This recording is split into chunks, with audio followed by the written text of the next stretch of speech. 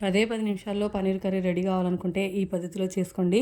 చాలా టేస్టీగా ఉంటుంది. చాలా ఫాస్ట్‌గా కూడా అవుతుంది. పసుపు, ఉప్పు, కారము, ధనియాల పొడి, గరం మసాలా పొడి, మిరియాల పొడి, పెరుగు అన్నీ వేసి ఒక బౌల్‌లో బాగా కలుపుకోవాలి. తర్వాత కట్ చేసి పెట్టుకున్న క్యాప్సికమ్ ముక్కలు, ఉల్లిపాయ ముక్కలు, పన్నీర్ ముక్కలు అన్నీ వేసుకొని రెడ్ క్యాప్సికమ్ కూడా వేసానండి నేను.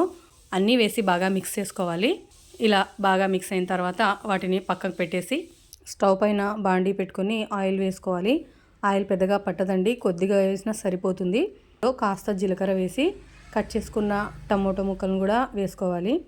ఇది బాగా ఆయిల్లో ఉడికిన తర్వాత ఈ మ్యారినేషన్ చేసి పెట్టుకున్న పన్నీర్ ముక్కలు, క్యాప్సికమ్ ముక్కల్ని కూడా వేసి ఆ బౌల్లో కొద్దిగా వాటర్ వేసి ఒకసారి కలుపుకొని ఒక 2 నిమిషాలు మూత పెట్టాలి. తర్వాత కరివేపాకు, చీరుకున్న పచ్చిమిరపకాయలు 2 వేసుకుని మూత పెట్టి 2 నిమిషాల తర్వాత సర్వ్ చేసుకుంటే చపాతీలోకి సూపర్గా ఉంటుంది.